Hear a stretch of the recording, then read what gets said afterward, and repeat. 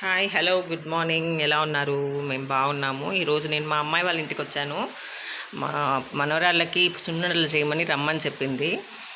చూసారా, ఇది వచ్చేసి ఉద్దిపప్పు అండ్ పెసరపప్పు. 1 కేజీ ఉద్దిపప్పుకి 1/4 కేజీ పెసరపప్పు అండ్ ఒక 2 పిడికిళ్ళు బియ్యము బాగా కడిగేసుకొని వేయించుకొని, కడిగి ఆరబెట్టుకొని వేయించుకొని పొడి కొట్టించుకున్నాను. ఇది వచ్చేసి షుగర్ పౌడరు దీనికి 1 కేజీ షుగర్ పడుతుంది. షుగర్ మిక్సీకి వేసి పౌడర్ పట్టేశాను. ఇది మా పిల్లలు ఆడుకుంటున్నారు ఇందులో. అండ్ ఇది నెయ్యి నేను ఆవు నెయ్యి చూపించాను కదా, ఆ నెయ్యి యూజ్ చేస్తున్నాను.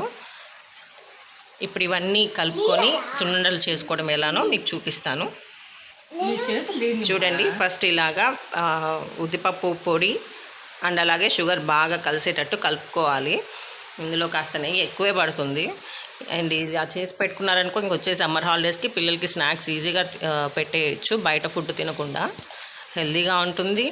అలాగే ఇంట్లో ఫుడ్ తింటారు వాళ్ళు, కొంచెం స్వీట్గా కూడా ఉంటుంది.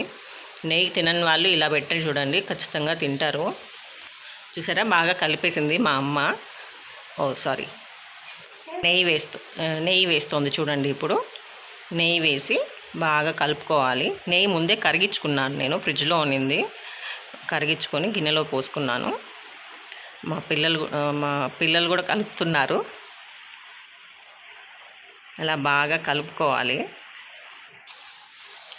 చూసారా, బాగా కలిసిపోయింది నెయ్యితో. ఇందులో ఓన్లీ నెయ్యి మాత్రమే యూజ్ చేయాలి, పాలు కానీ వాటర్ కానీ వేయకూడదు.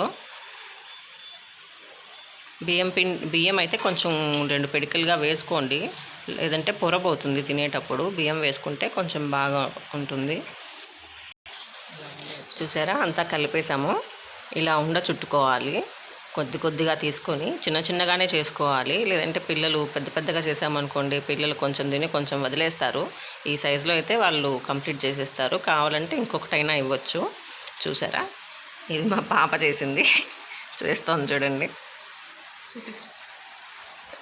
వాళ్ళు చేస్తున్నారు.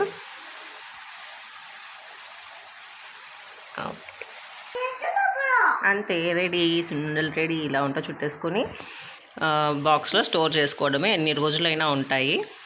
పిల్లలకి స్నాక్స్ లాగా ఇస్తూ ఉండండి. పెద్దలు కూడా తినచ్చు. పిల్లలకి డైలీ 1 ఇచ్చారంటే వాళ్ళకి బాగా స్ట్రాంగ్గా పెరుగుతారు. ఇవాళ వీడియో ఇంతే.